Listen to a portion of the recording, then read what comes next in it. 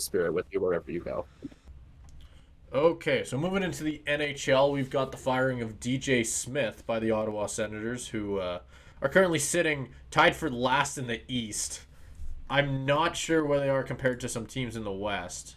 Not quite. The West is a little worse. But still, compared to what we all thought the Ottawa Senators would be prior to this season, it's been a rough go for them because they've got a lot of talent on the roster. They just haven't been able to figure it out. They've had a couple injuries. Like it's certainly been rough for the last little bit, and it's ended off by them firing DJ Smith. He's gone. They're gonna have to try something completely new to try and revamp things. I mean, I just don't know. I don't know if I have an answer. Like it's what else would you add to this Ottawa Senators team to really improve them? It would be my question, I Yeah, guess. it's so tough because they've had such high expectations, and I mean DJ Smith's been there for a while. Like he was one of the longest tenured um, head coaches before he got fired this last week, Yeah. and it sucks because it. I feel like every going into every season, going into this season, it always seemed like the Senators are doing something good. They're building something good. Ever since they got Brady Tkachuk, it's like this team has potential, but they've never paid that off. And they They've never are paid that off. like Shane Pinto is out, Thomas Shabbat. Like this defense looks rough without Shabbat. I won't even lie to you. Yeah, Like Sanderson's yeah. fine, Chitrin's pretty good. Like Hamannik, legendary Flames trade that made no sense. I mean, what really can you say about it? It's not incredible. Like, but it's just weird that they're not winning because their top Yeah. six is really good. Like it seems very strange because when I look at this team, I think playoffs. Maybe not a high playoffs, but I think like they could make it in the back end maybe as a wild card. Like they could, like I don't know. It's very strange to me that they are in the position that they are. I think they should be a lot better, and I don't And really it's have an like answer. no, and I mean, I don't even know if coaching was the issue. I mean, I guess at this point it's the only thing you can point to and say like this roster should be better than its record. It has to be the coach. But I mean like everything you hear about DJ Smith, like this guy is beloved in the Ottawa locker room. Like it's not like a Mike Babcock situation where he is like actively a cancer in the locker room and is making the team worse. DJ Smith has not been that. There's a reason he's stuck around as long as he has. And it's because the players love him and they genuinely think he makes them a lot better. Um, but I guess when you're at this point where you've been poised to break out as a playoff contender for like 3 to 4 seasons and you're still sitting and you're still sitting in the bottom half of the Eastern Conference, it's like something has to change. So I don't blame Senators management with their new owner and Lauer. I don't blame them for pulling the trigger on DJ Smith. And in fact, I think we had a segment when they fired Pierre Dorian, and I think I brought it up in terms of how long do you think it's going to be until DJ Smith goes, and I don't think it was all that long. No. Um, they clearly just want to clean house because as good as everything has seemed on paper and as good of a rebuilding job that I think it's seemed like they've done on paper, nothing has worked out. And that's what's tough about it. Because you're just looking for answers, and at this point, you're just kind of firing darts at the board and hoping something works because something has to. There's got to be something they can do. So I guess DJ Smith was just the next domino to fall. Yep. Yep. I think the more I read on what people have come out and said after his firing, the more I can see good coach, just not the maybe the right place. Like Ottawa just needed something new, like you said. I think it's as simple as that. Like even if the players loved him, it's not about what if you can't show it on the ice, then it doesn't matter, right? Like they can be the nicest person in the world, it won't matter. Yeah. Like I don't know. It is I don't know what's next for Ottawa. I guess is kind of what I'm the thing that I kind of wanted to lead into, because do you really think a coaching change is going to turn around this team? Like, could you imagine the Ottawa Senators right now making the playoffs at the end of the year, bringing in some interim head coach? I don't know who they've had, but Um, so yeah, they brought in Jock Martin, who I believe coached them in the past. I believe this is like a Daryl Sutter type move, oh, where they're bringing in a guy who had success with them in the past. I can't. Um, okay, he didn't coach for them actually. He coached for the Blues, the Blackhawks, and he coached the Nordiques slash Avs in their um I believe when they were really good. oh, Oh no, he did coach the Sens. I don't know why this we could yeah, no. He did coach the Sens. He coached the Sens from 1996 to 2004.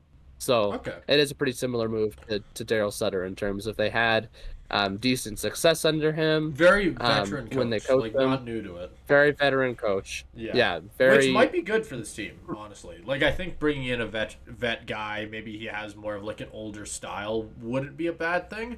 But based on what I've heard from DJ Smith, I feel like that's almost the opposite, opposite two opposite yeah. styles, because it sounds like Smith kind of had more of a like he had more of a buddy buddy relationship with a lot of his players. It's a safe bet that what was his name again? I missed it.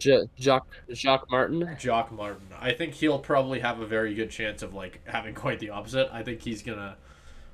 If I obviously I don't know much about his body of work, so I can't necessarily. I'm guessing is what I'm saying. Don't take this to the bank, but I think it wouldn't be shocking to see Ottawa being held a lot more accountable, and maybe that's what a lot of these younger players need. Yeah, and I mean it's something. I can't given with how that approach has worked, because we've had this conversation a lot on the Yeah, podcast in terms of like that these different coaching styles and whether the like Daryl Sutter type approach actually works in today's NHL. And I think we've kind of come to the conclusion that it's not quite as effective anymore. But I in I still think in it a has a situation like place, but it has it's a you gotta place. walk a line. Like it's like a lot of Yeah. things where there is a very very thin line between being like I don't know what the right way to put this would be. Like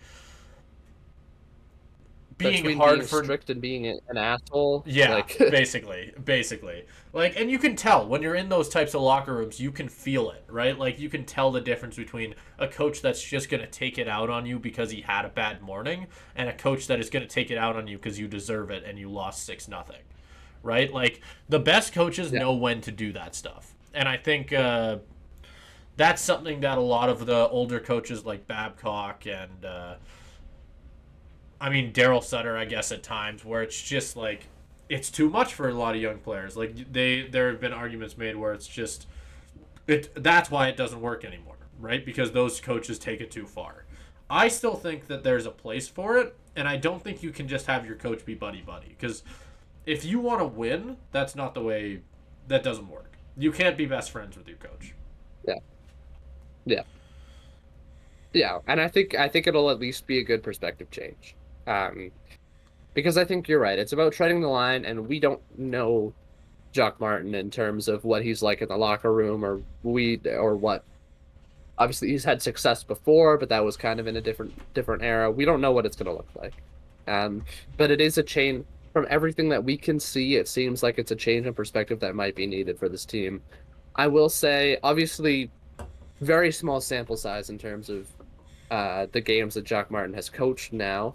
But you have kind of seen this year in terms of a new coach bump.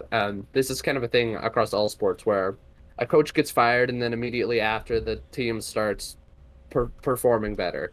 Um, you saw that in Minnesota this year, when their coach got fired, I think they rattled off 4 straight wins. Yeah. I believe similar thing has happened in St. Louis. They had the whole thing about Kyrou speaking out against like saying something like, "Oh, I can't comment on that. He's not my coach anymore." But then they did eventually turn it around, and I think I've been playing a little bit. I haven't been watching them too closely, but I think they've been playing a little bit better. The Sens have not seen that. The Sens have immediately started Jock Martin's coaching career by losing two straight. Um, which again, very small sample size, doesn't really say anything, but a lot of the times you do see that coach bump, but that hasn't happened yet. Maybe it's Nope. a little bit of a longer term thing in terms of this new philosophy needs to be instilled in them. But we'll see. There's lots of the season ahead, obviously, and I think for the Sens at this point, it's not about making the playoffs. It's just about showing progress towards something that they can hang with good teams and that they can win close games, and that their defense gets better. Yep. Yep. I think the nice thing with this Ottawa team is that they can't really get worse. Like, Yeah. that's kind of the main thing that comes from this firing, where it's just the type of thing where it's just no matter what, there's not a lot of risk to it. You already have only 10 wins on the year. What's the worst that can happen, Yeah. right? I mean, that's all I got to say on it really. Like it's just Yeah. you're taking a shot at something and just seeing what'll happen. I mean, maybe they can have some kind of like bull crap like turnaround. Probably not, but I guess who knows? They're not eliminated, so there's always a chance. No, no. I mean, they can, but again, yeah, that's they definitely can. But you're also right in terms of like they have nothing to lose. They have nothing to lose. They're so far out of it at this point that they have absolutely nothing to lose. Yeah. Which is crazy. Like We both the thought that they would be expectations that were very on them at good. the start of the year. Yeah. So as much as I can kind of nitpick the firing of it, like I at this point, because normally I don't like this in terms of firing a beloved coach like halfway through the season, and when you have a good roster, I'd normally say patience, patience, patience. But this is not just a this season issue. No. It's a the last 3 years issue. So it was time to pull the trigger. And I don't know how good the Jock Martin's going to do as an interim coach, but maybe they can find somebody else in the offseason. Who knows? Either way, it's things are looking bleak for the Sens.